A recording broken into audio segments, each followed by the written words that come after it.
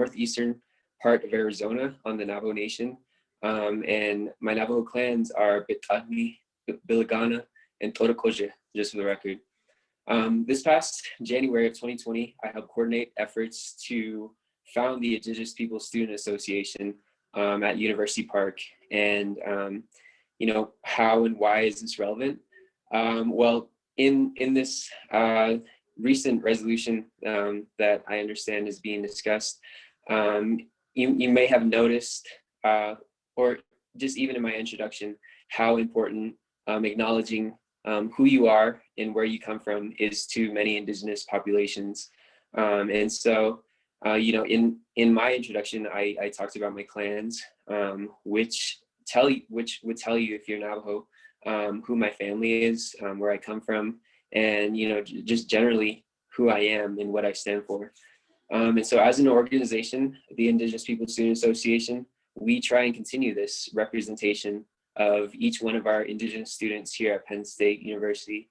I believe the count previously was about 38 that we had, but there are more and more faculty, staff, grad students, and undergraduate students joining our club. So our club is rooted in love and connectivity, and we try and promote this through supporting Native students where they need a little bit more of a push, especially considering the super low demographics of Indigenous students who have a bachelor's degree, which I believe as of 2017 was at 14% compared to 22% for white students.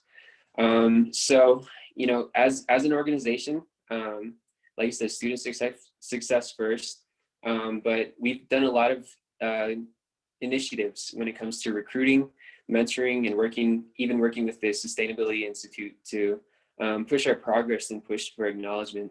And so with this land acknowledgement, we believe that it's the most critical initiative that we're starting with, because we believe that it deals with the root of many of the problems and historical traumas that Native American and Indigenous populations have faced.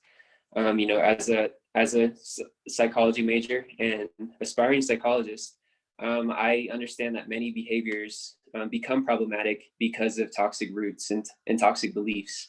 And in the same way, I see that many of the problems in Indigenous communities also stem from not only the genocide and deep-rooted issues that have happened, but the continued lack of acknowledgement that we see in universities, unfortunately, like Penn State.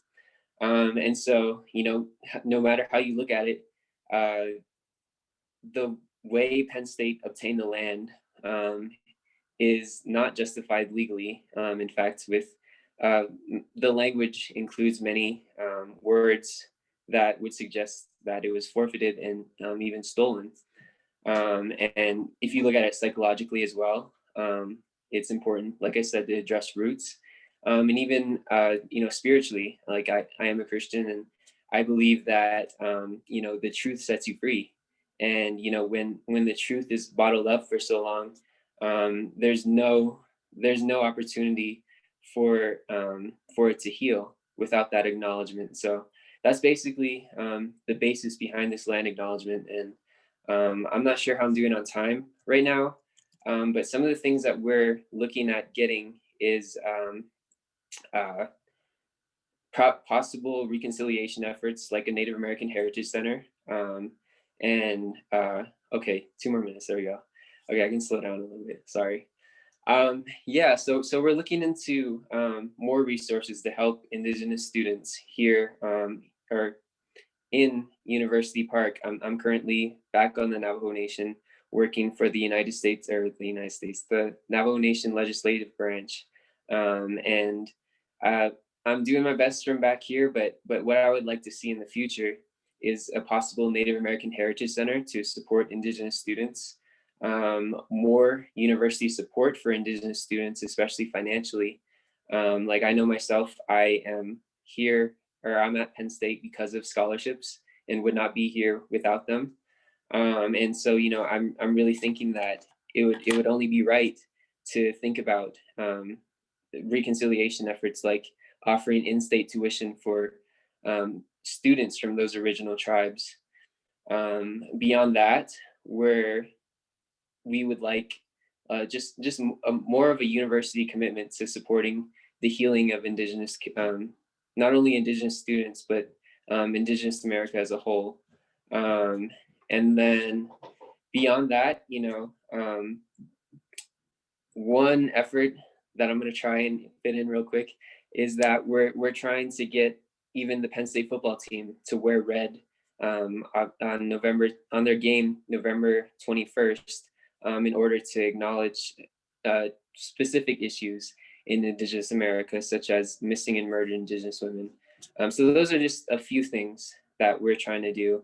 And you know, with that, I've kind of gone on for a little bit here, and I stand for questions.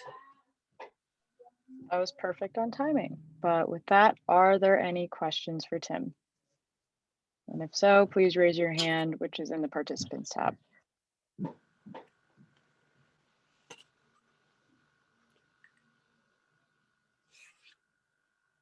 Representative Robertson? Hey, Tim, thanks for coming with us today. I just wanted to ask if the IPSA has any plans to apply for like a community group seat. I know UPUA like has community group seats, and they're like currently being like reworked a little bit, but I would really love to see representation for IPSA in the assembly. And so does like the organization have any plans for next year to like fill out that application? Right. Yeah, so unfortunately I am a senior, and so like that's gonna complicate things because I'm gonna have to hand things down a little bit. But I know we were trying to get this going in communication, but you know, it's been crazy being remote. But short answer is not that I'm aware of. But I can keep in contact with our advisor. His name is Tracy Peterson, to get this thing, or to get these things going. Yeah. Chair Rodriguez? Hi, Tim. Thank you so much for coming in, and it's so nice to see you. I was just hoping if you could elaborate on why it's so important that Indigenous students that were kind of forcibly have had their tribes forcibly removed from the land that a university sits upon, why that financial aid is so important for those students to attain, and if you could please kind of elaborate on why that should be something important that we push for tonight in this vote on land acknowledgement. Yeah, certainly. I can actually bring in a personal example to this. One of our chiefs, who helped liberate the Navajos in 1868, his name was Chief Manuelito. He was able to speak on behalf of the Navajo and get education for Navajo people in the Treaty of 1868. And so with that, you know, he believed in education as the key to a better future for the Navajo. And he made sure to include that language in the treaty. But you know, with that, he made the ultimate sacrifice in sending two of his kids to Carlisle boarding school, which is actually located in Pennsylvania, and we do have the Dickinson Law School very close to there. And so when he did that, unfortunately, he lost both of his sons to what was formerly known as sickness, but what we now know to be as suicide, and some self-abuse. And so, you know, that's just one personal example. And you know, kind of with that, because of his dedication to education, Chief Manuelito has a scholarship in his name that I actually received, and helps me tremendously when coming to Penn State. And I believe there's language in the resolution that shows just how many students end up coming to college with low socioeconomic status. And I think it was about 80% that have to receive scholarships in order to stay.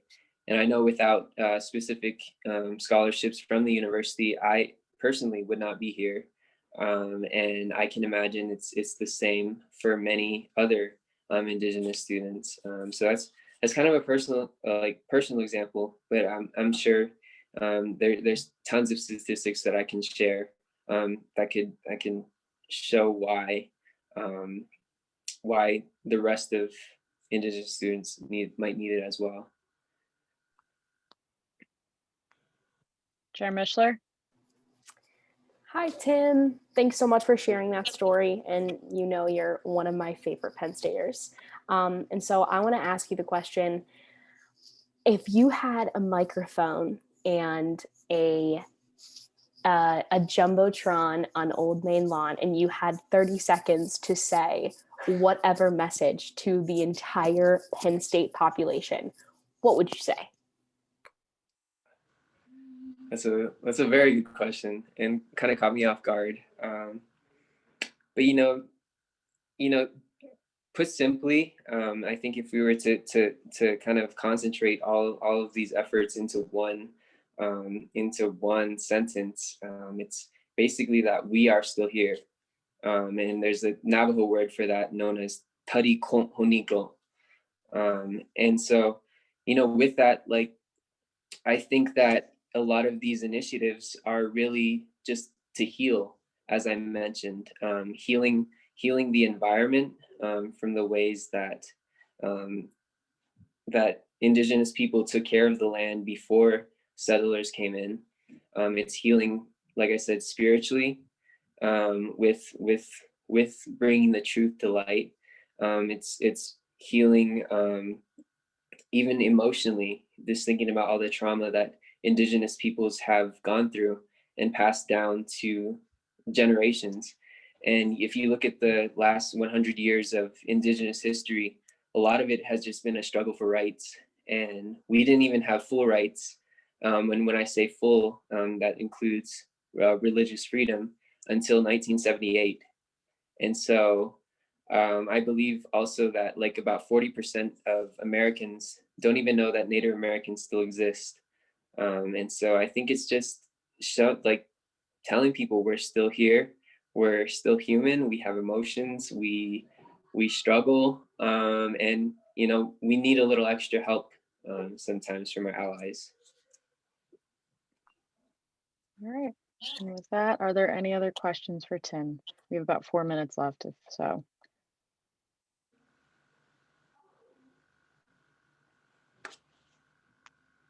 All right. With that, I will close up the special presentation. Tim, again, always nice to see you, and always thank you for coming to speak at UPUA. I know there's a large time difference with you being in Arizona, so we do appreciate you coming to speak to us. Yeah, thank you. I appreciate you guys and all the work that you guys have done. Thank you. All right. And with that, we will now move on to the next part of our agenda, which is Open Student Forum. Is there anyone here for Open Student Forum? And if you're an attendee, you can raise your hand, and I can also see your hand as well. But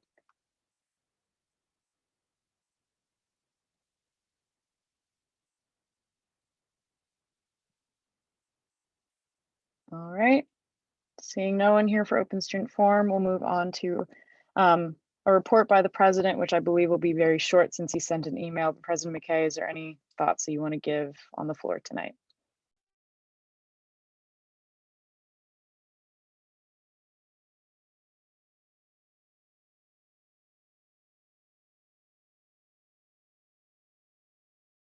President McKay.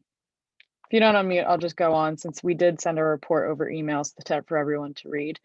And I believe it was around 6 o'clock. So if you check your emails, our reports will be there. Again, we're a text away, Microsoft Teams message away, whatever you want to do to message us for any questions, please do. But we also have a long agenda ahead of us tonight. So we will move on from President McKay and I's report. Check your emails if you'd like to read it, but we'll move on. Moving on to liaison/affiliate reports. Is there a liaison or affiliate with a report? If so, please raise your hand.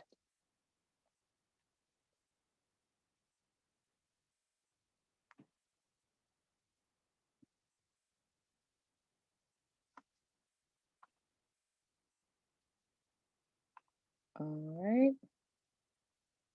Seeing no liaison or affiliate reports, we'll move on. Well, seeing no old business, we'll now move into a 5-minute caucus breakout. I don't have the gavel near me, so I'm just going to clap.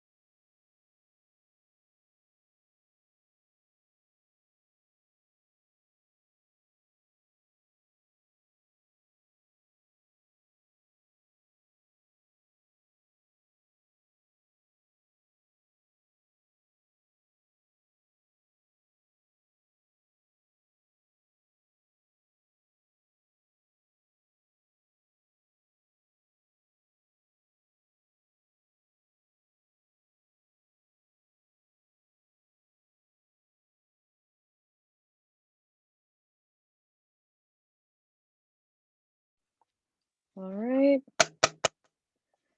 Now moving on, we will be jumping into new business. But before I do so, I believe there are 2 students who didn't make open student forum. I want to allow them time, specifically since open student forum, it gives them 2 minutes to speak each. I'm going to allow them time to speak before we move into new business.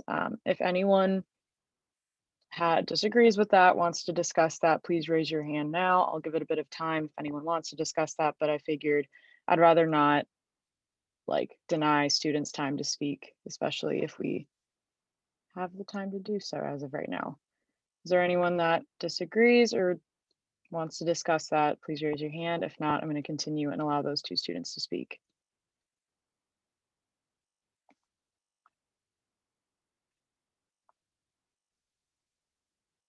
All right. With that, Hudson, if you could state your name and academic college, you'll have 2 minutes to speak. I believe you should be able to talk.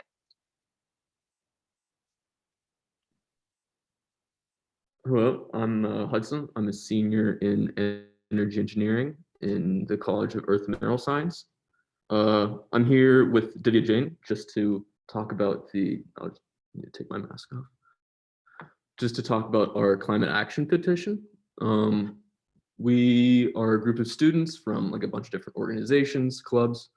I know that Divya and I are from Eco Action, also members of SSAC, from the Sustainability Institute.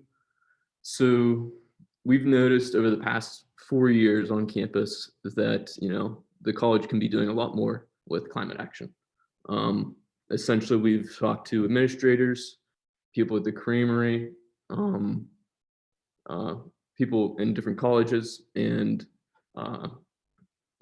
things will always get shut down, or we get told, well, the student, if it costs money, decisions are made from Old Main, but honestly, the students have the power.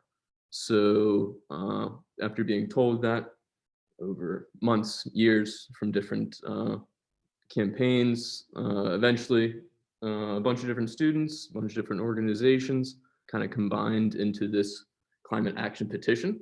And we are thinking that if you're saying the students really do have the power for this, let's bring the student power together. So we've garnered over 1,500, 1,700 signatures on our petition. I can link the website in the chat later, and have also been backed up by several different SGAs from Commonwealth campuses across 20 the state. seconds. So we're really just looking for a large support from the college, from administration, on the power that Penn State really does have. It's a massive research institution. We're looking for Penn State to use that power. Thank you. Thank you for coming. And from what I saw in the chat, Divya, if you'd also like to speak, if you want to state your name and your academic college, you'll have 2 minutes to speak. Okay, great. Give me a second. Oh, goodness. There you go. Sorry about that. Okay. Yeah, my name is Divya and I am in Eberly College. I think Hudson said it well. Just to echo him, I think there's a cyclic kind of movement of how environmental and climate action works, in the sense of it comes up and it's really big for a couple of years and then dies down. And in my experience with Penn State history, that's how it's happened. But I think that this is the first time that there has been a surge from youth just around the country, around the globe, who are seeking for their communities and their institutions to have a greater impact and to mitigate climate change, especially based on the recent reports that have come out from international sources. And so as part of our sphere of reach, we can influence Penn State.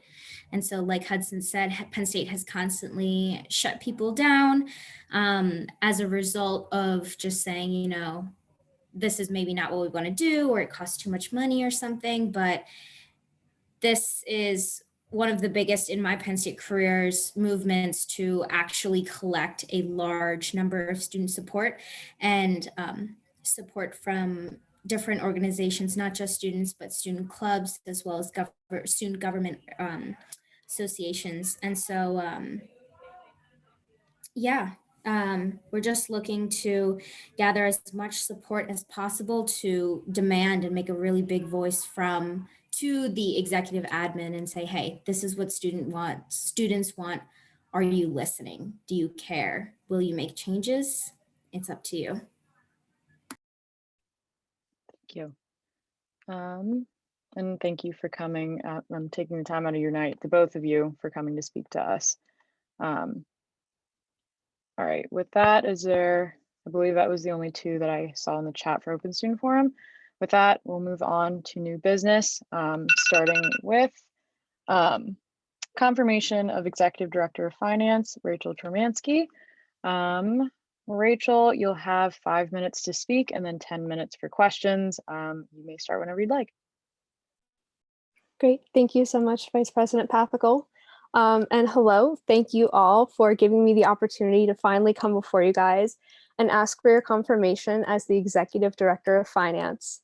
For those of you who I haven't met in person yet, my name is Rachel, and it's my final year here at Penn State. I've studied philosophy and political science with minors in women's studies and Hebrew. In my time at Penn State, I quickly became involved in extracurriculars, formally serving on the executive board for State of State, beginning as their partnerships director. In this role, I was responsible for facilitating financial partnerships with their local businesses in order to sponsor the annual conference that we had and its various costs that we incurred. With this being one of my first positive experiences I had working with people and money, I realized that this was an avenue I wanted to pursue, and I found other areas to do so. One of them was the UPUA, and I joined in the 14th Assembly as the director of the Outreach Committee. Woohoo! I quickly jumped into this little bubble of the undergrad student government and found out that professionally and personally, there was a lot left for me to uncover. Professionally, this role required me to work with representatives from the executive side, and I enjoyed this relationship across the branches. When it came time for this assembly of the 15th year, I have been serving as the chief of staff, which was formerly responsible for financial jobs and everything. But after the role was split, I wanted to follow my interests more explicitly into building partnerships, and I applied for this role. I'm up to date on all the ASA processes that they have enlisted during COVID, being online, mostly virtual. I've participated in the most recent treasurer officer training, and I've been handling the finances basically for the 15th Assembly up until this point. If confirmed for this role, I will start to work on expanding the finance department to include a deputy director and a director of sponsorships. I believe that these roles will add efficiency and organization to the overall department, ensuring its longevity after this assembly worked really hard to separate the department from the chief of staff. There's specific language in our governing documents that state the requirements for the sponsorships that the UPUA starts up. So this, alongside the Department of Records, will help to lay out what the responsibilities that the Director of Sponsorships will encourage. In creating a living, breathing record of these sponsorships, I'm hopeful that future assemblies can continue the work that we start now and may not be able to finish within our terms. So I hope that this speaks a little bit more of my qualifications of the Director of Finance, and hopefully we can work together in the next coming days and weeks. Thank you. All right, and with that, are there any questions for Rachel? As always, please use the participants tab to raise your hand.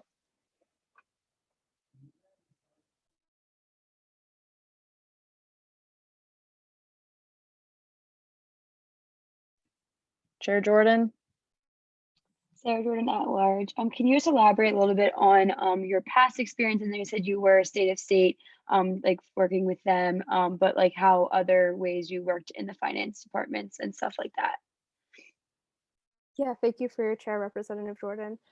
So when I was working with State of State, I was basically a baby freshman that didn't know what she was doing, but I had a lot that I wanted to go out there and learn. So I began in the partnerships role, and I basically was going down to local businesses. I remember many meetings at Webster's and Irving's, basically asking them a financial request of either money donated towards our conference, or since these places were food places, donating food or beverages to the day of the conference, either for our speakers or for audience members. And basically what we did is over a few months, we created different levels of packages where we could ask a business for like a $50 ask versus like a $250 ask. And with these, in return, they would receive tickets to the conference. They could receive meal tickets for the soiree that we had afterwards. So we wanted to make sure that it was beneficial for both partners involved, that the State of State was getting the most financial contributions they could out of this local business. But at the same time, you know, we could be advertising for their different menus or whatever they had, or different like promotions they may have going on in their businesses themselves. So finding the mutual benefit is what I'm really looking forward to doing if confirmed for this role, having a director of sponsorships that could be facilitating, you know, something with the UPUA and an organization that we may have worked with in the past, or maybe not, but really ultimately not just signing off, you know, $1,000, but ultimately showing up and being more of a partner that collaborates in the future. Are there any other questions for Rachel?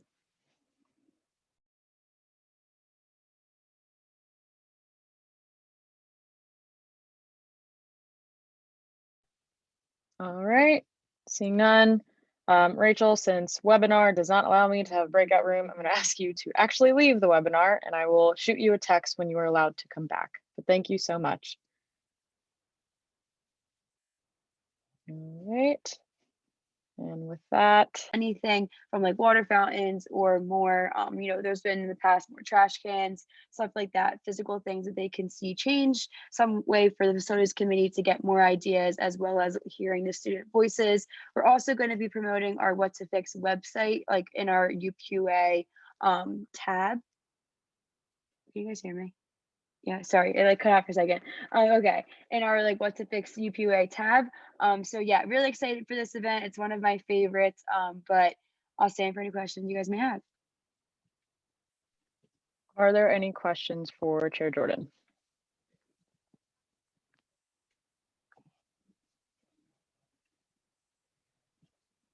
All right, seeing none, we'll move on to discussion. Is there any discussion on this bill?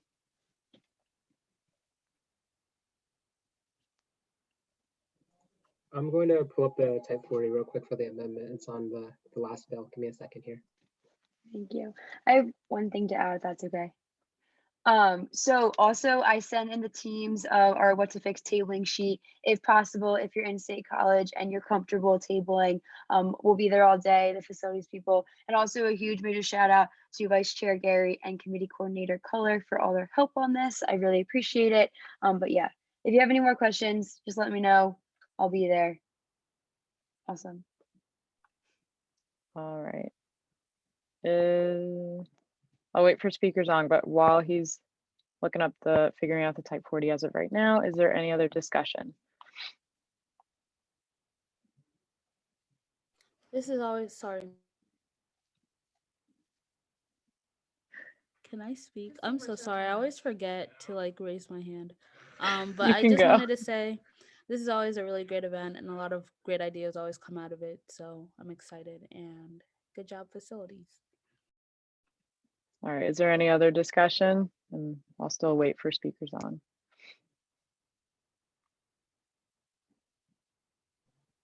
Okay, the new type 40 after this would be 134.053.7.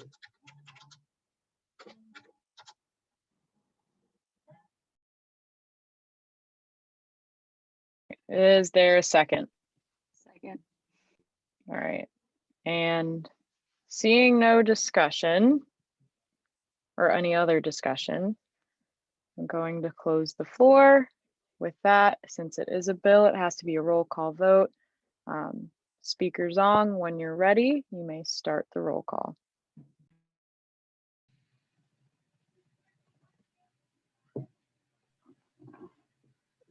Arthi Kaur, Yes. Adeline Mishler, Yes. Alex Wu, Yes. Amanda Bird, Amy Gary, Yes. Anna Taylor, Yes. Anne-Marie Round Sorensen, Yes. Blake Tolliver, Yes. Brian Schultz, Cameron McColgan, Yes. Kara Flegel, Yeah. Dan Risser, Yes. Aaron Bowes, Yes.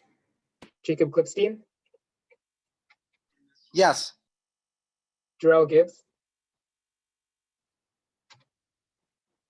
John Mark Miller, Yes.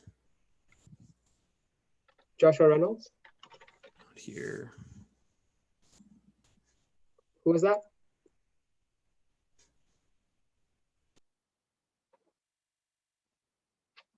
Okay, I'll go again. Joshua Reynolds, Kaylee Quinnen, Yes. Kara DeLucio, Yes. Kelly Snyder, Yes. Kyle Quinn, Yes. Lakin Meter, Yes. Louis Richardson, Yes. Emmanuel Almonte, Marie Meisner, Yes. Maddie McIntyre, Yes. Megan Dalo, Yes. Najee Rodriguez, Yes. Noah Robertson, Yes. Patricia Barangi, Yes. Rainier Foley De Fiore, Yes. Refugio Lara, Ryan Lascalzo, Yes. Samantha Brown, Yes. Sarah Jordan, Yes. Sadie Deshpande, Yes. Sophie Palio, Yes. Cindy Gibbard, Yes. Tim Tierney, Tom Doherty, Yes. Sharu Shu, Yes. Eugene John, and Yuna Choi. And then I'll put myself down as yes as well. Was anyone's name not called?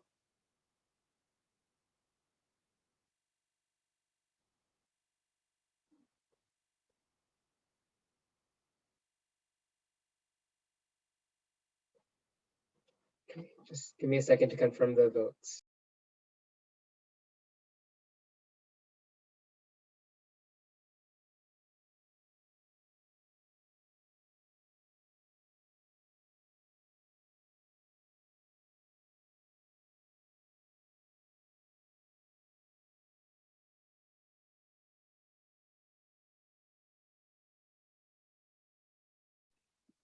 All right, and with that, Bill 0715, Establishment of What to Fix Day passes with a vote of 36-0. Otherwise known as unanimously. All right, with that, we'll move on to line item C, which is Bill 0815, Funding for Art with Impact, Movies for Mental Health Virtual Event. Chair Mishler, if you'd like to introduce this, or any of the co-sponsors. Adeline Mishler at large. So in front of us here is a bill for a very impactful mental health event. Art with Impact is a nonprofit organization who works with students to have basically just very boundary breaking conversations around the topic of mental health, primarily focusing on the stigma surrounding it. We've actually worked with them in the past.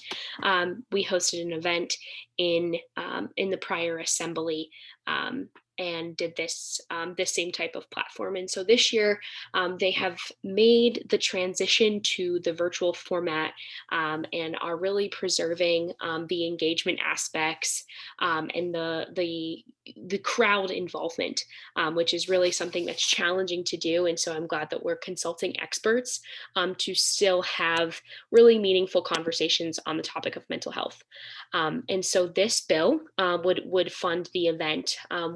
Myself, as well as Representative Sam Brown, have been working with the organization in the setup process, the logistics to pursue this opportunity, which is why you see the bill here in front of you today.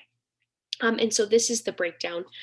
Again, this organization really has such a level of expertise and professionality that was able to make last year's event so meaningful and special to those in attendance. And so if you were there, I encourage you to speak on it, because you know that you left that room just completely changed. And I hope that we'll be able to capture that same essence this year in the virtual format. And they have really all the infrastructure in place to make us succeed. And so what we're paying for is an engaging platform. It's not over Zoom, it's a special software that's utilized. We get a complete marketing package with everything kind of tailored to us. The Instagram dimensions, the Facebook cover photos, the Twitter pictures, everything created on our behalf. All we have to do is that outreach piece, and that is our expertise. The curriculum, trained facilitators, mental health professionals and specialists. We'll have student panelists involved, as well as university resources. This is all encompassing, all inclusive, and I'm really happy that we're going to be able to pull it off again this year. Last thing I will say is after careful consideration and collaboration with them, we've actually chosen to do this when we are in the 100% remote period, as we know that some students' home environments aren't necessarily conducive. They'll need extra support when making that fully remote transition, and they might have some extra time on their hands being at home and not being in the surroundings of university life. I welcome the rest of my time to Representative Sam Brown to speak more of specifics. I welcome questions and also encourage people who have prior experience to speak on their experiences with this kind of an event. Hi, Samantha Brown at large. Just to kind of reiterate what Adeline said, that Art with Impact has been absolutely amazing to work with, and this program comes with everything in the budget breakdown. They're really awesome about it.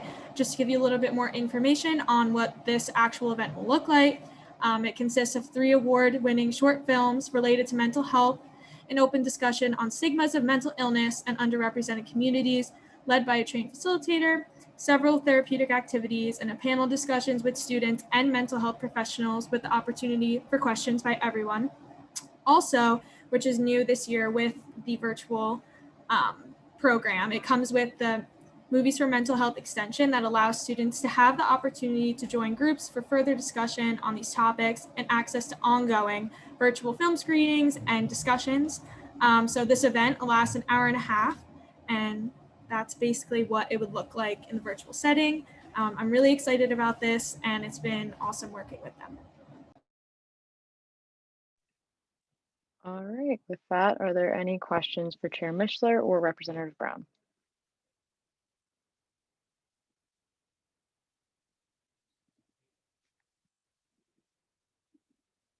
All right, seeing no questions, is there any discussion? Chair Jordan?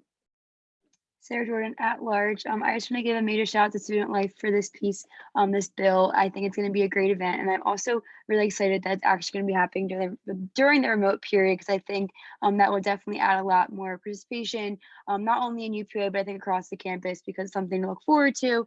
Especially, I know that I was at the event last year, and it was really awesome. So I'm really excited for this year, and great job to all of you guys who worked on this. All right, Representative Liscalzo. Ryan Liscalzo, Lion Pride Representative. I'm motioning to add the type 40 underneath the breakdown of the costs. Is there a second? Second.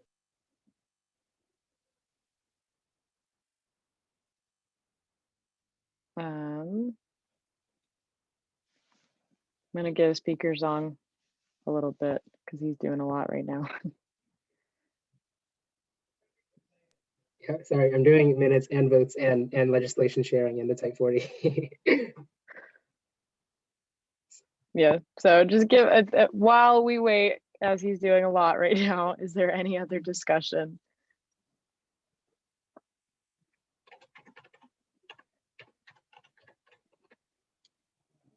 Wait, no, that's wrong. That's $1 million. Okay, there we go.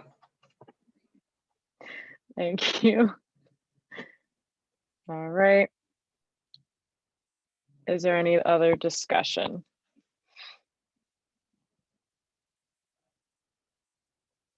All right. Seeing none, I'm going to close the floor for discussion and debate. Again, since it is a bill, I do have to do roll call for it. Speakers on when you're ready, and only when you're ready, please start roll call.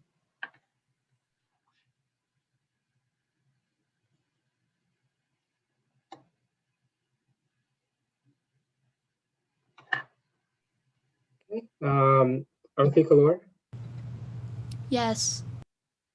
Adeline Mishler, Yes. Alexander Wu, Yes. Amanda Byrd, Amy Gary, Yes. Anna Taylor, Yes. Anne Marie Brown Sorensen, Yes. Blake Tolliver, Yes. Brian Schultz, Cameron McCogan, Yes. Kara Flegel, Yes. Dan Risser, Aaron Bowes, Yes. Jacob Clipstein, Yes. Jarrell Gibbs, John Mark Miller,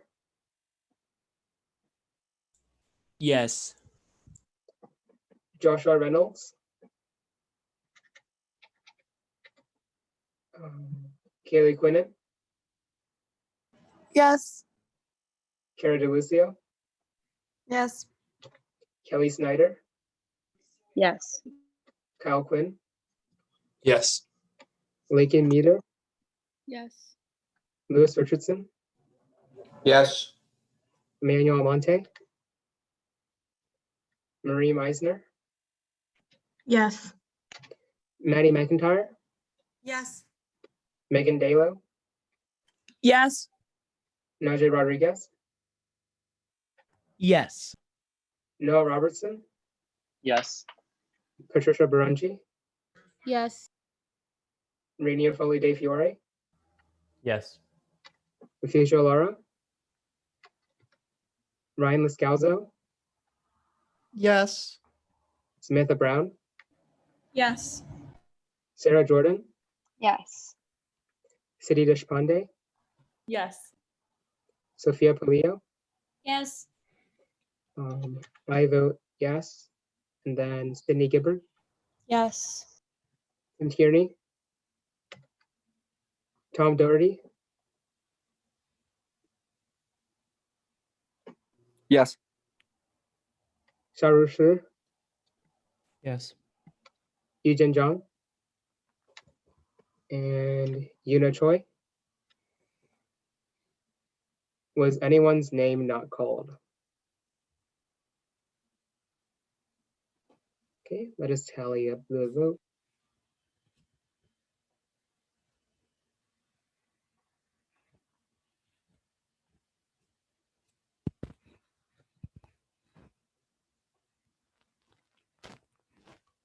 All right, and with that, Bill 0815, funding for Art with Impact Movies for Mental Health virtual event, passes with a vote of 34-0, so unanimously.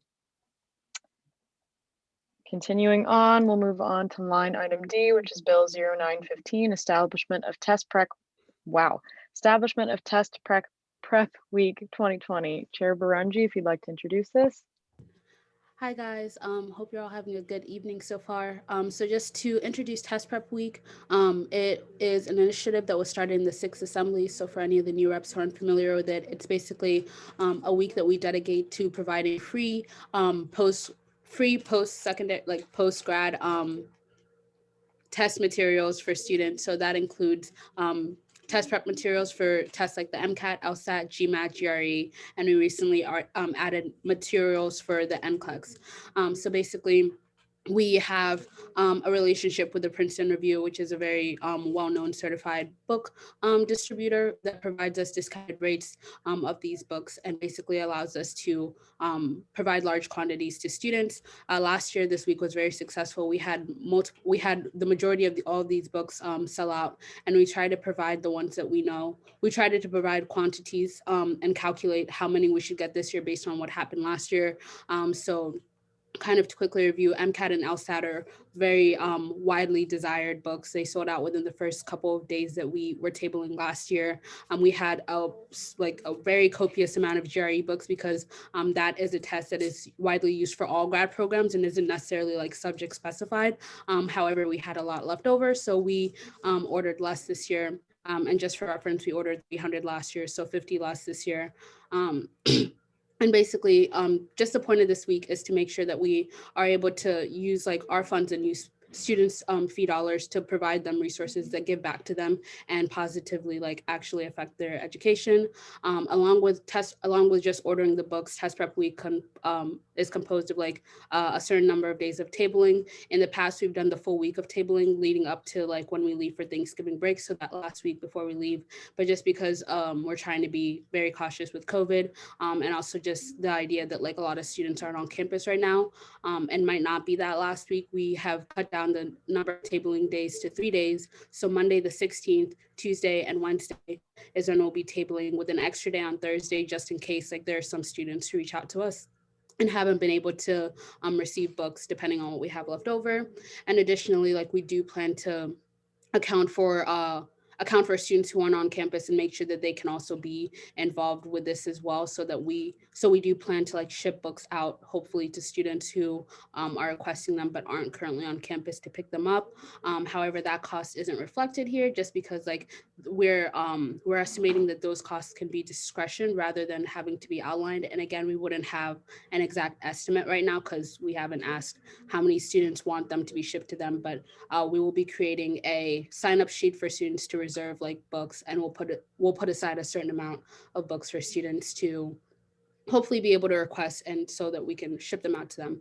And another thing I really want to bring attention to is last year we had a huge issue with the LSAT books where they were, as you can see, many of the books are between $7 to $8.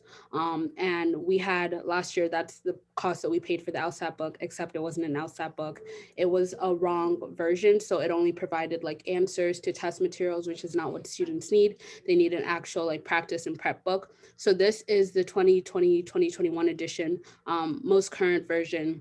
However, it's significantly much more expensive than the rest of the books just because like it is very like it is a very new edition and does contain a lot of information. And again, it's the full book. So we did increase the quantities that we of LSAT books that we bought this year. However, it's just like not as much as the other books because it's not as many as the other books because it is almost double the price of the other ones.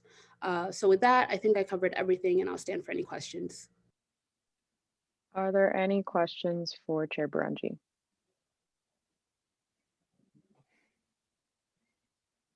And I can make an amendment during discussion, correct? I just didn't know Yeah. if I should do that now. Okay. All right, seeing no questions, Chair Berengi, as we head into discussion, do you want to propose your amendment? Yeah, so with this bill, it didn't directly include any language about what's going to be happening in conjunction with Test Prep Week. Basically, I've been working with Chair Mishler because she's had access to Kaplan Resources, free virtual materials for Test Prep, and she's going to be able to help supply some of those. So like along with providing books, we'll also be providing virtual materials that students can use during the break. However, this wasn't incorporated into the language because we thought we were going to make another legislation. So I'm just going to read it out loud, but then I'll send it in the chat or like send it to whoever, because since it's my own amendment, I would just consider it friendly. But the amendment is to add under, Stephen, if you could scroll up for me, please, to add in the recommended course of action before, before the the Department of Outreach portion. We can also put, in the meantime, the UPUA will launch virtual efforts to connect students to graduate and professional school resources, including study guides and online instructor-led classes from Kaplan Test Prep. There's a second. Chair Barungi, if you could put that in the chat just so that speakers on can copy it. Yes, just a sec.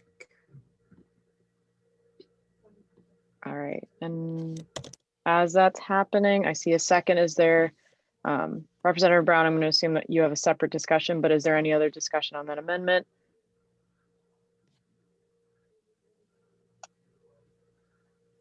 All right, seeing none, and since it was a co-sponsor, it will be taken as friendly. Representative Brown. Hi, Samantha Brown at large. I just wanted to confirm what Patty was saying about what was needed last year regarding the books. As someone who tabled every day, the LSAT and MCAT books went extremely fast. People were showing up at 8 a.m. just to be able to get their book. So I think that this is a very reasonable redistribution of the books. And I also just quickly wanted to note, since I didn't note in the introduction, that even though, like, if you want to scroll back up to the bottom where like the breakdown, so last year we spent around 7,250. So like this is slightly over budget because technically it's like 7,000, but we also are spending less than we spent last year with an increased and adjusted amount of the books. So also just wanted to note that. All right, Chair Jordan. Sarah Jordan at large. I just want to be full support of this bill. I know like last year I put it in like all of my group chats, group meetings, and like as Representative Brown said, like people were literally waiting in line there. So Academic Affairs Committee, great work on this. It's one of like my favorite kind of events to table just because people really are so appreciative of this resource. And I know that students really utilize them. So great job to all of you guys. All right, is there any other discussion?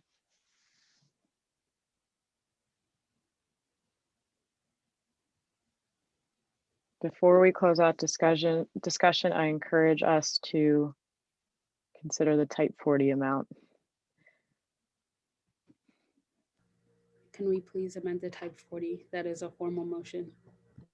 Is there a second? Okay, and I'll give speakers on a minute to breathe.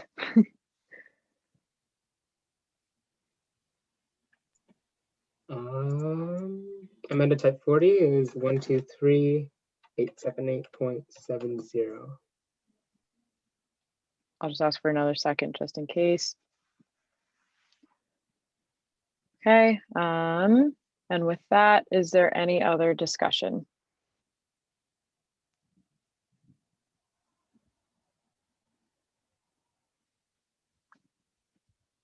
All right, seeing none, I'm going to close the floor for discussion. As always with bills, we do have to do a roll call vote. I know you guys are tired of the roll call votes, but I believe this is actually the last bill of the night. So, Speaker Zong, when you are ready, please start the roll call. And, Arthi Kalor, Yes. Adeline Mishler, Abstain. Alexander Wu, Yes. Amanda Bird, Amy Gary, Yes. Anna Taylor, Yes. Anne-Marie Round Sorensen, Yes. Blake Tolliver, Yes. Brian Schultz, Cameron McColgan, Abstain. Kara Flegel, Yes. Dan Risser, Aaron Bowes, Yes. Jacob Klipstein,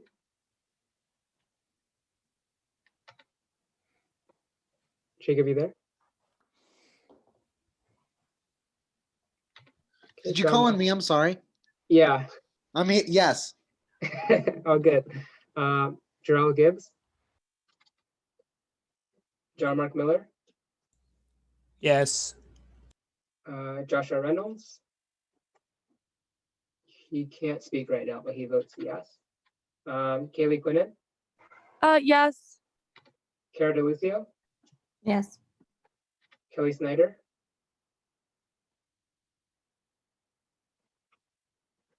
Kelly, Yes. Kyle Quinn, Yes. Lincoln Meter, Yes. Lewis Richardson, Yes. Emmanuel Monte, Marie Meisner, Yes. Maddie McIntyre, Yes. Megan Dalo, Yes. Najee Rodriguez, Yes. Noah Robertson, Yes. Patricia Barungi, Yes. Sorry, I couldn't unmute. you good. Rainier Foley De Fiore, Yes. Refugio Lara, Ryan Lascalzo, Yes. Samantha Brown, Yes. Sarah Jordan, Yes. Seti Deshpande, Yes. Sophia Palillo, Yes. I vote yes. Sydney Gibbard, Yes. Tim Tierney, Tom Doherty, Yes. Sharu Shur, Yes. Eugene Zhang, and Yuna Choi. Was anyone's name not called? Okay, let me just tally these up.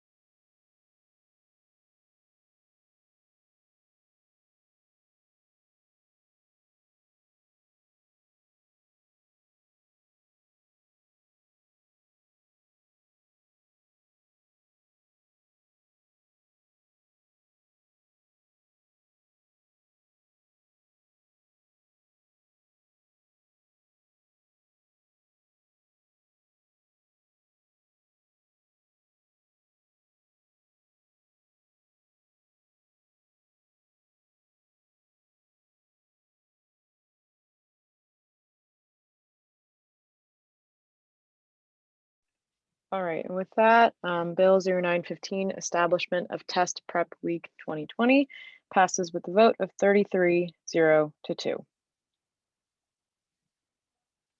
And moving down the agenda, we will now have Resolution 3615 in support of the formal recognition of Native American Heritage Month and programming and the support of the Indigenous Peoples Student Association. Chair Rodriguez, if you'd like to introduce this. Jose Rodriguez, College of the Liberal Arts. Happy Wednesday, everyone. It's such an honor to be able to bring this resolution forward today. And really, for the next resolution in terms of land acknowledgement, this is something that's super exciting in terms of what we can do for advocacy. This essentially is us praising the Indigenous People Student Association for all the work that they've been doing in terms of advancing equity and advancing the best interest of the Indigenous student, faculty, and staff at Penn State. Something that's very important to do, especially when it comes to the context of marginalized communities. It's us basically celebrating Native American Heritage Month and having an advocacy campaign that kind of emboldens the idea that we are very inclusive and that we are in support of these communities. Just for general context, 1.7% of the United States population identified as being American Indian and Alaska Native alone or in combination. And only in the context of Penn State, only 0.13% of students university-wide identified in that category. And again, that only cites the need for us to do further advocacy in terms of advancing equitable representation on campus. And it also highlights really the need to collaborate with the IPSA in terms of communication with administration to ensure that we're doing just that, something that's very important. And I do want to also say for the record that the Indigenous People Student Association meets on Tuesdays from 6 to 7 p.m. Eastern Standard Time on a bi-weekly basis. So what action will we take given that we passed this resolution? Essentially, we are calling on the university to officially implement the recognition of Indigenous Peoples Day in repudiation of Columbus Day through university statements that are official, and to ultimately collaborate with the university in terms of improving the lives of students, faculty, and staff on our campus who are of Indigenous descent. Something that's very important to do, especially given kind of the marginalization of that community here. We recognize that importance, and we also are going to be holding a programming week, which is next week. Starting November 9th, we'll have Penn State Red Shawl Day, where we'll be promoting our students to wear red and send it to the UPUA Instagram so we can post pictures of them. And really what this does is it it's symbolic in the sense that it's bringing attention to the disproportionate impact of death and disappearance to Indigenous women and children, something that really needs to be resolved, and showing that we stand in solidarity. Furthermore, we'll be hosting a speaker series starting on Tuesday. Keynote speaker with Tim Benally, who will be speaking about kind of his work in advancing the interest of the Indigenous population at Penn State, and kind of his studies in terms of having empathy for Native American culture. It'll then be followed by two professors who will choose a topic of their choice, and really it gives the students the opportunities to ask questions about the Indigenous community, about their tribes, about their lives, and the struggles that they faced and how resilient they were. So this is really exciting. I loved planning it. I appreciate the team that we've had with Lexi, Tim, and the Justice and Equity Committee. And I really hope you all can make it out. The official graphics will be released tomorrow for the Penn State Red Shawl Day, and I really encourage everyone to participate and share that graphic if this does pass, and of course, for the speaker series. Thank you all for your time, and I now stand for any questions that you may have. Are there any questions for Chair Rodriguez?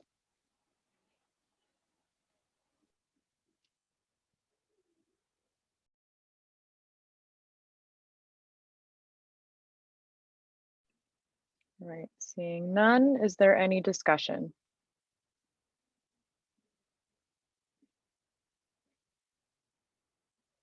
Representative Bose? Aaron, I can't even pronounce my name. Aaron Bose at large. I just wanted to speak in full support of this, as well as thank Chair Rodriguez and Vice President Pathical for working with Tim Benally on this as well, and making sure that this is an event that the whole entire university can participate in. I hope everyone is read. It's great to see us advocating as an ally on with IPSA, and I'm really excited to see all that happens next week and in the future in our partnership with them. Is there any other discussion?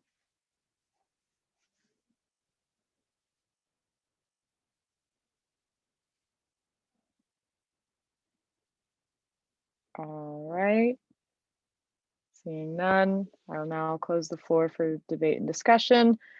Since this is a resolution, Speaker Zong will send the form in Microsoft Teams. Same protocol, head over to the General Assembly channel in Teams to cast your vote. I'm not going to give it much time like I usually do. If there's any technical difficulties at all, please feel to message me directly on Zoom so I can also get your vote down. But with that, head over to Teams, cast your vote, and we'll be with you shortly.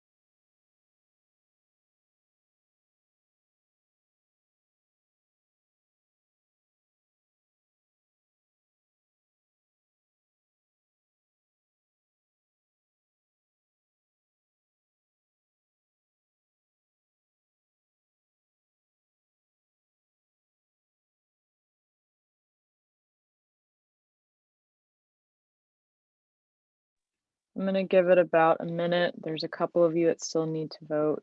Please head over to Teams as soon as you can, just so that you can cast your vote.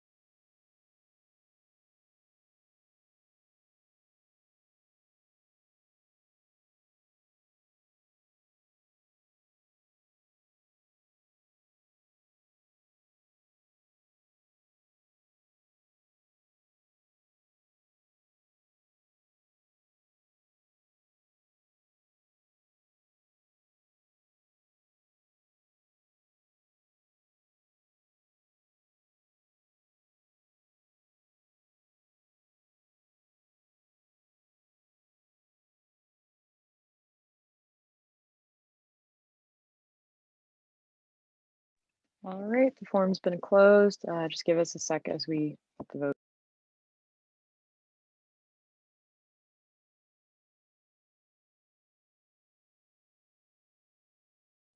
All right, resolution 3615 in support of the formal recognition of Native American Heritage Month and programming in the support of the Indigenous Peoples Student Association passes unanimously with a vote of 34-0.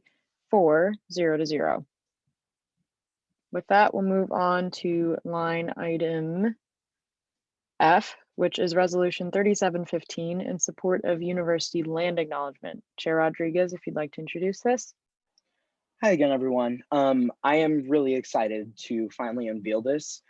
This is really exciting, and this has been the culmination of weeks of work and advocacy to really kind of solidify a stance here in terms of what we as an assembly kind of decide to advocate for to the administration. And I think this should definitely be a priority in terms of really acting as advocates for the Indigenous community at Penn State. And I think this is one step forward that does this. To begin, this is historical. A student government at Penn State, whether it be USG or UPUA, has never passed a resolution in support of a land acknowledgement, which is monumentous in itself. It speaks volumes. Essentially what this does, in case many of you aren't familiar, I know Tim spoke about this a little earlier when he presented, but it acknowledges the fact that Penn State as a land grant university was built on vast amounts of land that was essentially stolen from indigenous tribes that inhabited the region centuries ago. And it really states that the Morrill Act of 1862 granted that land illegally, and it allowed for the development of this large public universities nationwide. And again, land that was thieved from the indigenous tribes that existed here before. All in all, there was 112 tribes that Pennsylvania State University was built on.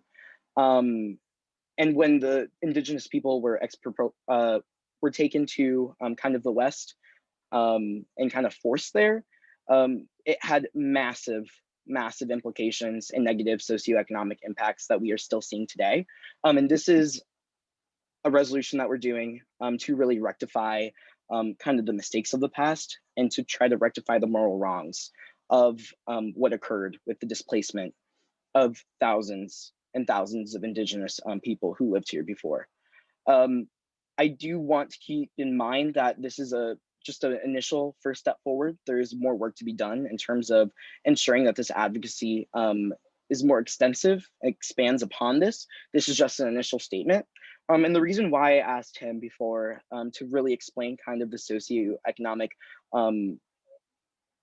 negative inequalities that really impact the indigenous people is because it's systemic from really that decision and the removal of the indigenous people from their land. There are lower rates of college graduation amongst the indigenous student population. More are lower income, more are first generation. And this is something that we must tackle beyond that statement. And it really brings attention and it calls on the university to explore different forms of financial reparations while also ensuring that the university acknowledges where this land came from. So this is our formal statement. And the action that we'll pursue after this is us really connecting with the IPSA and really pushing university administration to ensure that there is location for the land acknowledgement. And you can see the draft of the land acknowledgement that has been produced by the IPSA and other advisors in Appendix A. And you guys can see that draft and what it essentially states and calls for. And it really hopefully will strengthen the relationship that we have with the IPSA and really connect the indigenous peoples with their traditional territories and acknowledge them as the traditional stewards of this land of which they belong in. And to really ensure that this is kind of enacted in the way that it should be, it really calls on us to make sure that we're going the extra step in the finality of kind of this advocacy in terms of contacting student orientation and transition programs to establish the review of that draft and any programming that they may partake in. It also calls on us to collaborate with the Office of Educational Equity, the IPSA, and the Office of Student Affairs to have that solidified placement on a specific platform, while also contacting the deans of the colleges to ensure that this is implemented in the syllabi of all classes and to really ensure that students are aware of how Penn State was built and where it originated from. Moreover, and this is kind of the more significant aspect, is that it really calls on us to explore tuition waivers or targeted increases of financial aids to students that belonged to the tribes that were removed from the traditional homelands that existed on Penn State's grounds. That's the conclusion of kind of that explanation, and I now stand for questions. Are there any questions for Chair Rodriguez?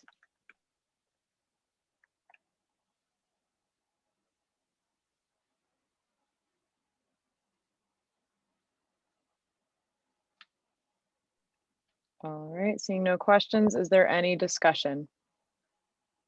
Chair Rodriguez? Yeah, I'd like to give special acknowledgement and really state this to Tim and Nebraska Hernandez, both who have helped extensively with the research that was put into this land acknowledgement and kind of the statement that we'd be making as a student advocacy organization to administration. I think it's really vital, and I loved kind of the student input and interaction that existed in terms of producing this. And I'm really excited to advocate on behalf of this land acknowledgement. Is there any other discussion?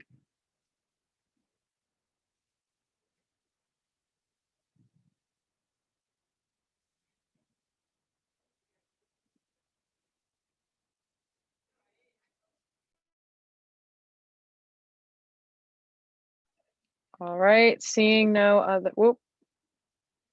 Nothing. Okay, I saw something flash and then it went away. So I just wanted to make sure. Seeing no other discussion or debate, I'm going to close the floor. Same protocol, head over to Teams. Speakers on will send the form there. Again, not much time. I'm not going to be waiting all night for your vote, so please vote when you can. And if there's any technical difficulties, please directly message me on Zoom so I can get your vote down. But for now, head over to Teams. Thank you.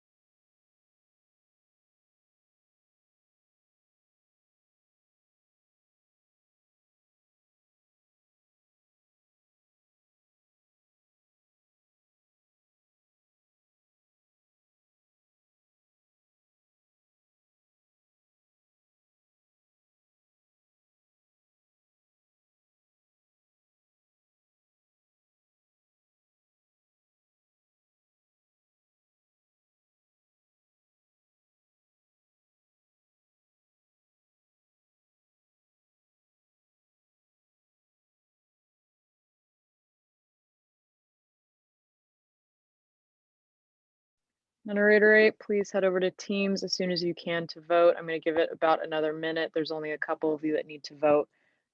So please do so as soon as you can.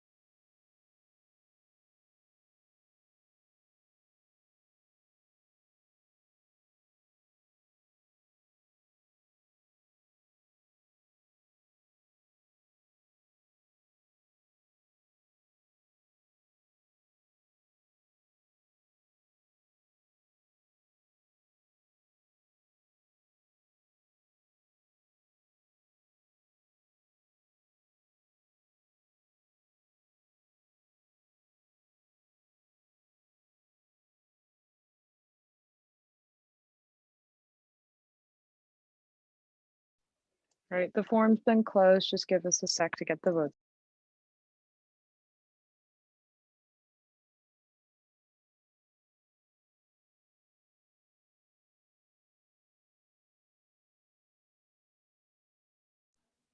All right, and with that, resolution 3715 in support of university land acknowledgement passes with a vote of 32-0-1. And with that, we will move on to line item G, which is resolution 3815, support of demands made by the PSU climate action petition. Speaker Zong, if you'd like to introduce this, or whoever is introducing this, please do so. Yep, I got it. Give me 1 second here.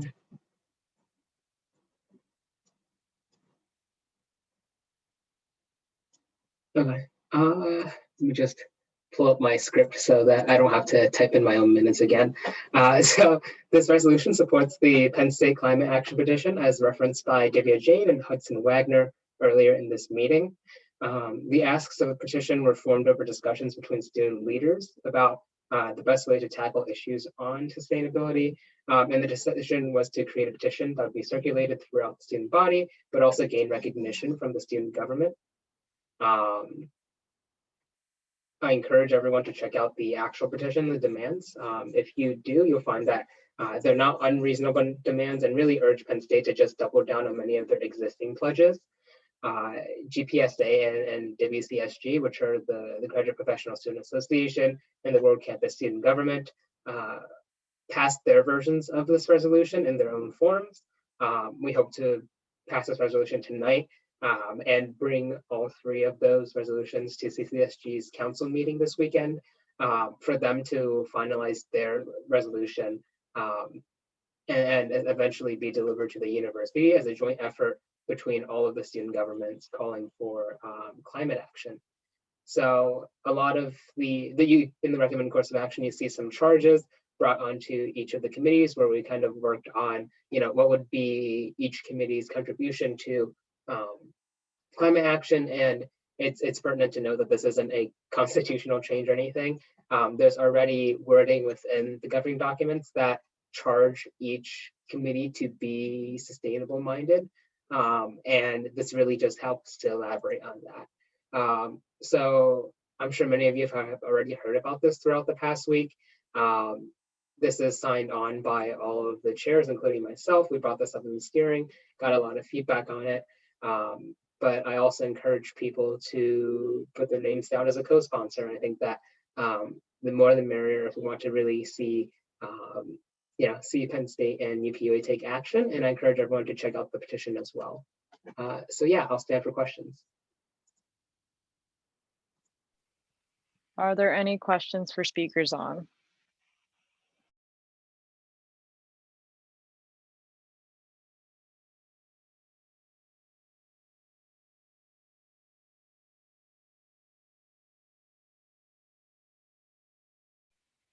Seeing no questions, is there any discussion? Chair Mishler? Motion to add Anne Marie Ron Sorensen as a co-sponsor on this piece of legislation as she, oh, JK, disregard me, goodbye. I'm ahead of the curve. All right, Chair Jordan.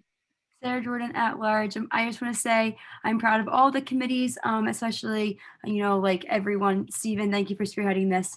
But I'm proud of all the committees for kind of looking at this. I think this is a, really important piece of legislation to pass. I think it's also really unique that it was seen by every committee. Every committee rep had their could see it before assembly. So great job to everyone. Just want to, say I'm full in support of this. Representative Legal. Kara Flegel at Eberly College of Science. I would just like to say that I support this bill 100%. And something I would like to bring to attention is that in the last week, I have been reached out via email or text by over a dozen of my constituents, specifically asking me to put my support behind this bill. And for that reason, I'm going to ask to make a friendly amendment to be a co-signer. Is there a second? Since this was very much a cross-assembly collaboration with this, that will be taken as friendly. Is there any other discussion?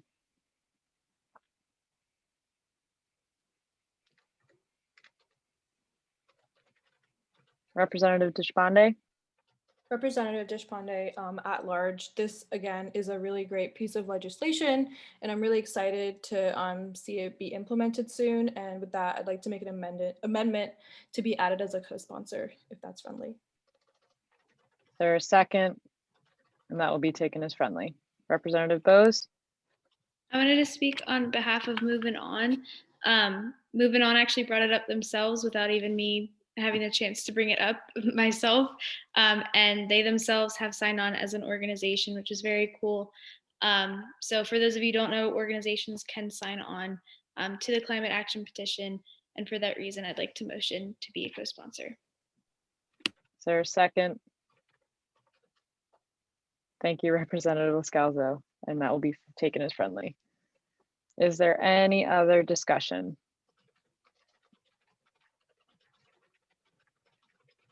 Just a heads up, you don't need to have like an official reason to be added as a co-sponsor. Like it's really awesome that I think a lot of people have had such a huge stake in all of this and are actively promoting it. But even if you just wanted to show support and wanted to be added as a co-sponsor that way, I think usually we do it for a lot of resolutions that people work on for recognition. But when it's something that's very centered around just advocacy, making sure that we're a united front, typically we're okay with anyone just adding themselves to the co-sponsor. So if you wanted to do so now or later on, just text me. I'd be happy to add it on after the resolution as well. Is there any other discussion?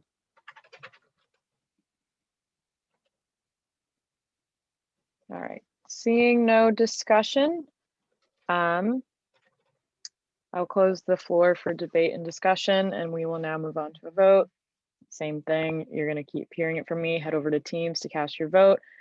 General Assembly channel, please vote as soon as you can, just so that we can be as efficient as possible with our time. If there's any technical difficulties, please message me directly on Zoom so I can get your vote down. Thank you.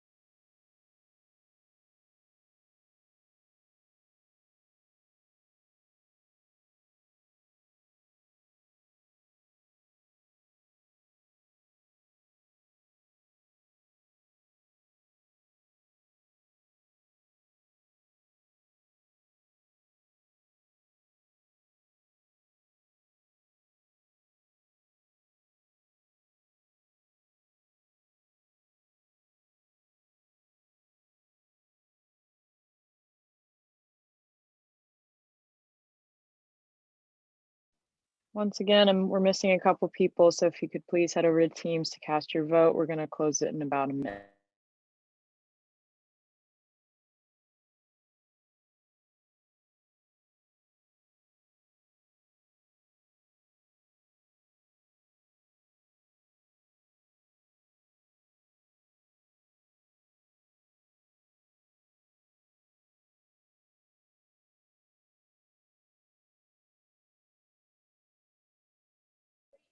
I'll give a 30-second warning, but we will be closing the form in 30 seconds.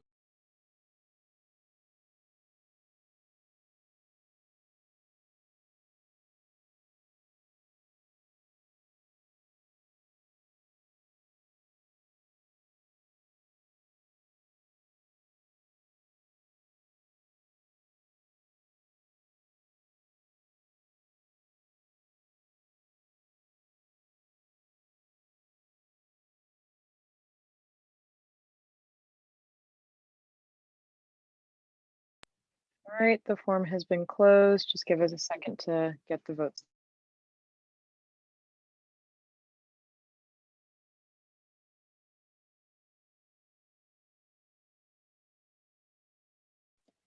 All right, so resolution 3815, supportive demands made by the PSU climate action petition passes with a vote of 32-0 to 1. And with that, we will now move on to line item H in support of election mental health university resources, which is resolution 3915. Chair Mishler, if you'd like to introduce this. Adeline Mishler at large. So this piece of legislation is being brought today in light of the election stresses, the global environment, and well, our national environment, as well as the global pandemic. So the university has pretty robust resources surrounding support for students right now in this time, and they're pretty thoroughly listed. Everything cited from the university and student affairs websites, as well as counseling and psychological services. By no means it is should we be the sole kind of source of information. So I really encourage students to check out those sites for continued and updated information, but we try to centralize it a little bit and also just, bring this to the discussion today to talk about, the prioritization of mental health, of self-care during these times and always. And so these are kind of, all happening in the virtual sense, and some awesome apps and different things to check out that I've been looking through. And then as well, there's also events that are happening live via virtual platforms that are having dialogue and discussions, which are always great to be a part of, and students might want to take full advantage of. And I really appreciate everyone. A lot of people contributed to this today, kind of in the midst of their own stresses and struggles. So I really appreciate people taking the time to look out for other students when they themselves are stressed. Really means a lot. And again, just encourage you to, wherever you are in the spaces that you're operating in, share this information, step in and make others aware that this is something that's being offered because it's super important. And I encourage anyone else to speak on it as well. Thanks for all the contributions. Are there any other questions for Chair Mishler?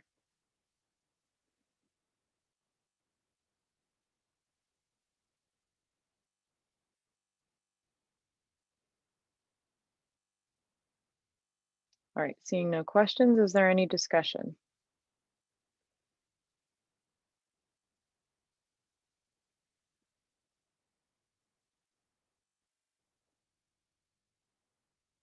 Chair Mishler?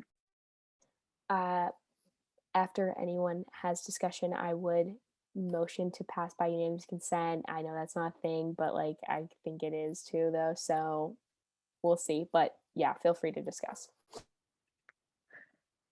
Before doing that, is there any other discussion? I will allow it. It is hard to do voice vote over Zoom. So the next alternative is unanimous consent.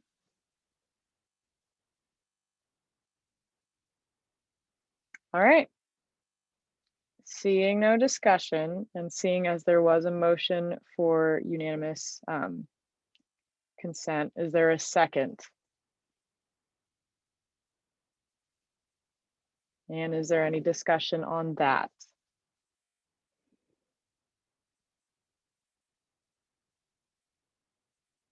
Seeing none. Resolution 3915 in support of election mental health university resources passes unanimously. All right, with that, we will move down the agenda. Report by the Chief Justice of the Judicial Board, Chief Justice Shookman.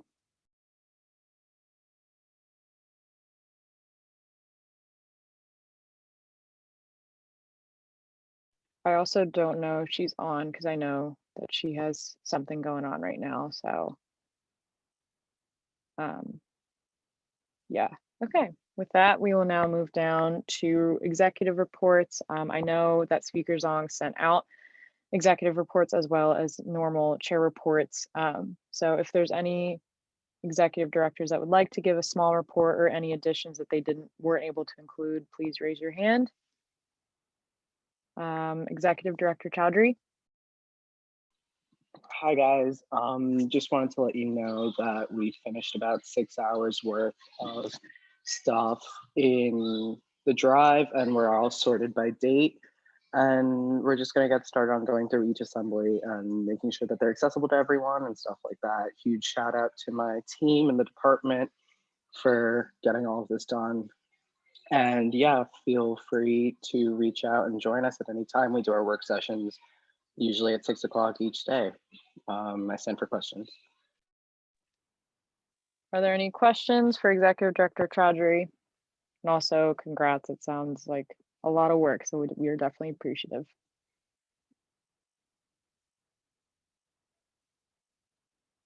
Great, seeing no questions, are there any other executive reports or anything to add on from what was emailed out?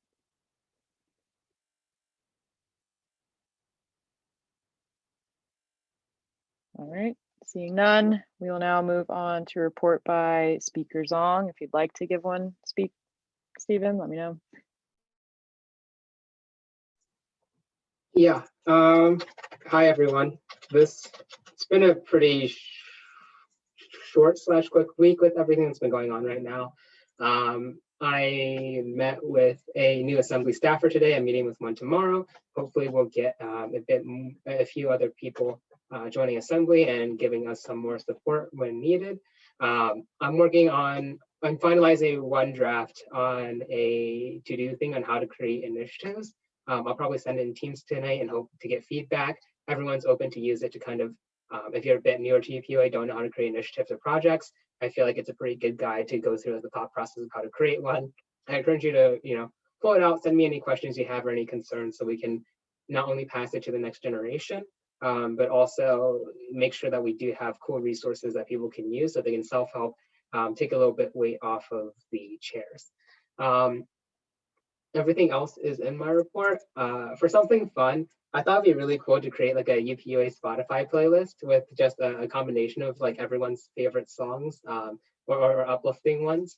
I always think it's fascinating. I love music. I think music is really a window to the soul, and it's really cool to kind of see what everyone's happy place is. So I'm gonna drop it in the Zoom right here, but I'm also going to drop it in the GroupMe.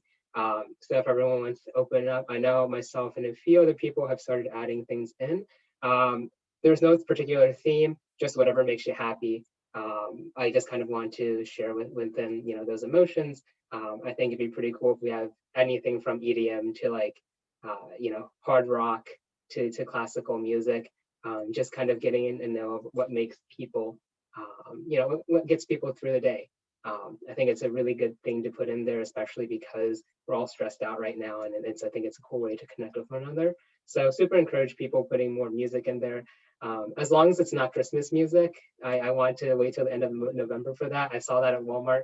I heard it at Walmart and I was like, it's a bit too early for that. So I'm making a more or less decision to please not have Christmas music until December. And then you guys can go full force at that. So yeah, hopefully I'll be able to find a few new artists and hear some cool music. Thank you guys. Even though I disagree, I think Christmas music should be played as soon as Halloween's over. That's another debate. Are there any questions for Speaker Zong?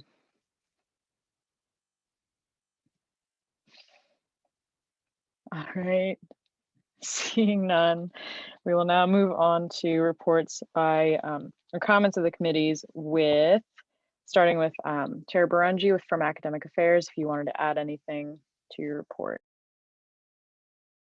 The only thing I have to add to my report is that I swore that we were giving committee reports today. But yeah, my only significant report is that I have AQ tomorrow, so I will be kind of having discussions about the rollout of alternative grading, and kind of what the administrative side is thinking in terms of like timeline, and just if they give any significant information about when you guys can start like going into line path and making those changes. I'll let everybody know and keep people updated on that conversation.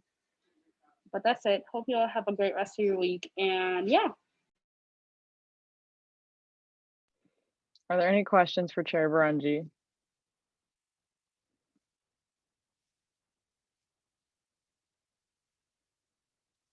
All right, seeing none, we'll move on to facilities with Chair Jordan. Hi everyone. Yeah, so my big reports in the steering, agenda, but just to add on 2 important things. The biggest thing right now is What's a Fix Day next Monday. Please help out in any way possible. We post graphics, please share them. And then secondly, I'm finalizing the Lyft subsidy codes this week. So look out for that next week. And I know people sometimes ask about that, so let them know that's going to be kind of bill coming probably next week. But yeah, everything else is in my report, important meetings in there if you want to check it out. But that's all. Stay safe. Are there any questions for Chair Jordan?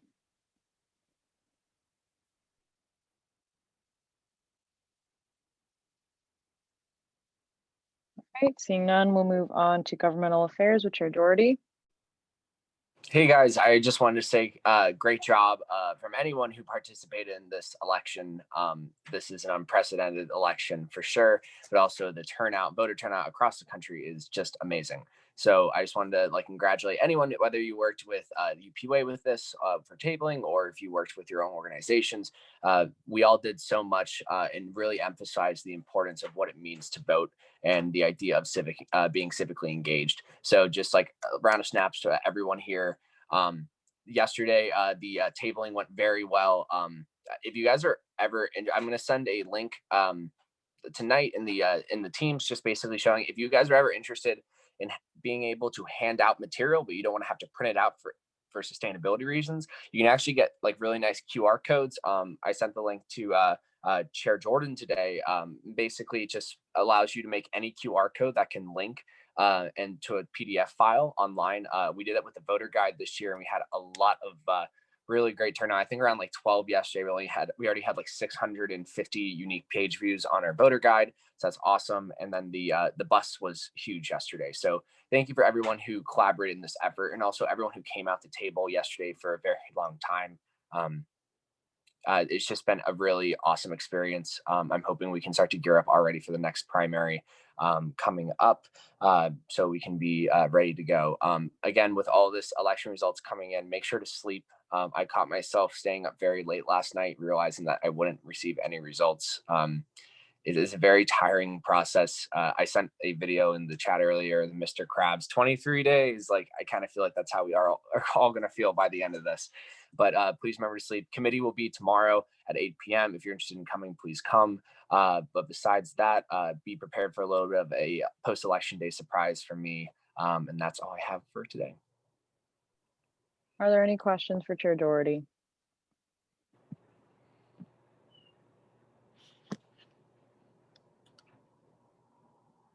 All right, seeing none, we'll move on to justice and equity with Chair Rodriguez. Hey everyone, happy Wednesday, or an almost happy Wednesday. I hope everyone's hanging in there thus far. And all I really wanted to say was please share the graphics that will hopefully be shared tomorrow on the social media. Super exciting, super important. And please just keep your eyes open for Native American Heritage Month advocacy events. Thank you so much. Have a great rest of your night and hope you have an even better rest of your week. Are there any questions for Chair Rodriguez?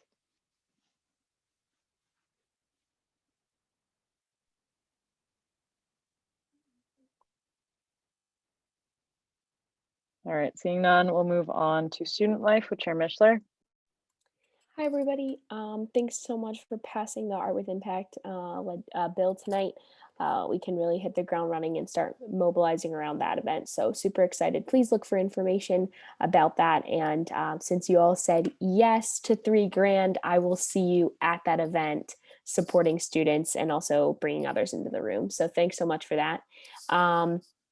Committee tomorrow, 6 p.m. via Zoom. Take care of yourself. Really, that's it from me.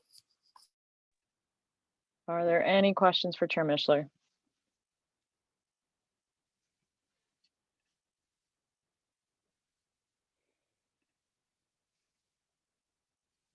All righty. Seeing none, we will now move on to comments for the good of the order. Are there any? Please raise your hand if so.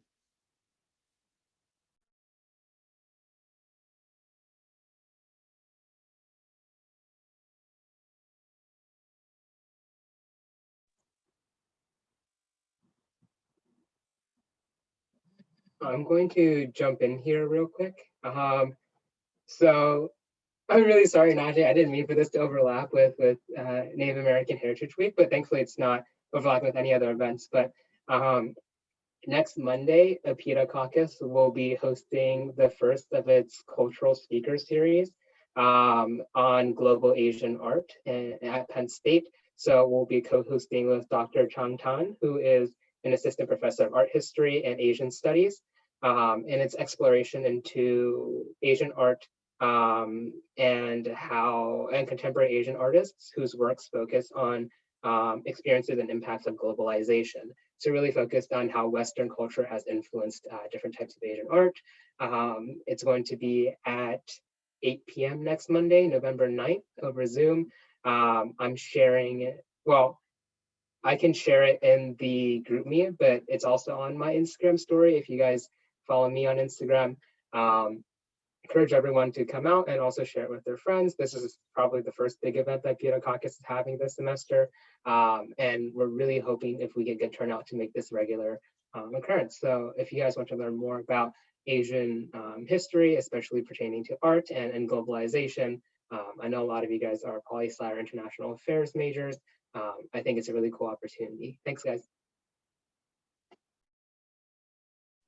Are there any other comments for the good of the order?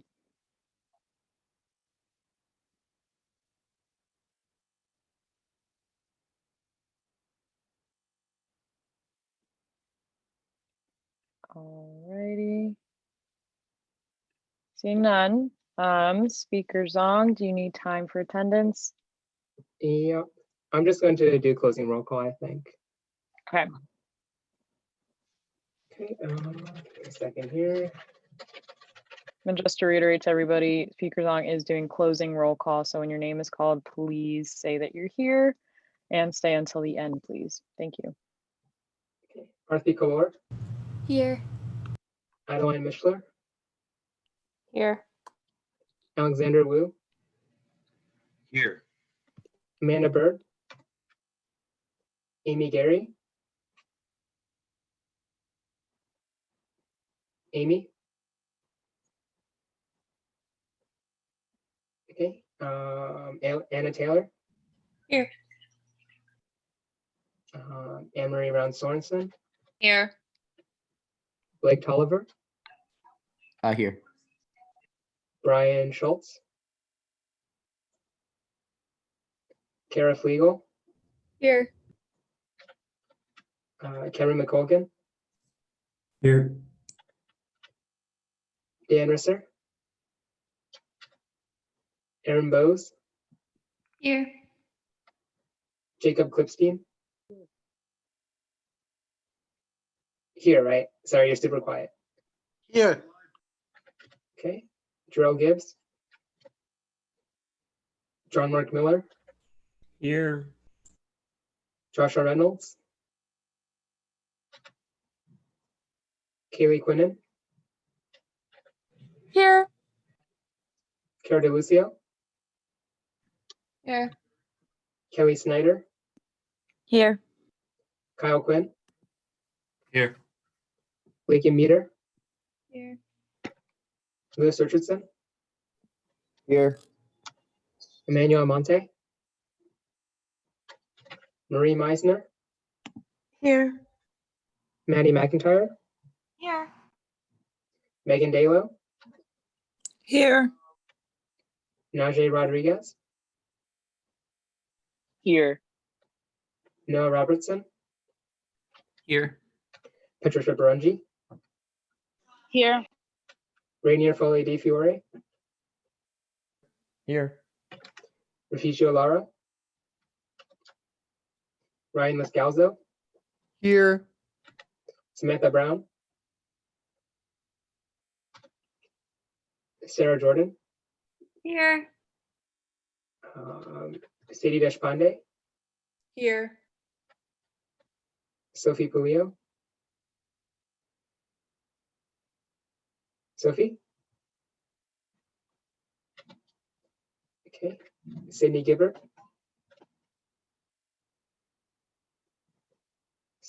Sydney,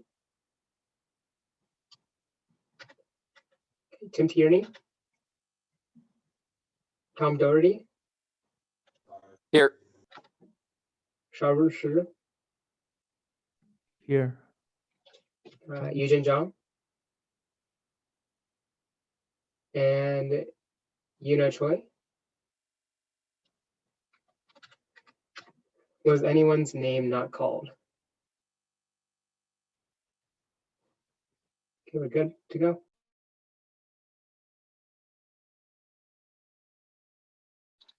Guys are cracking me up with the name changes, but with that, and with closing roll call being done, I adjourn this meeting at 10:01 p.m. Have a great night, everybody.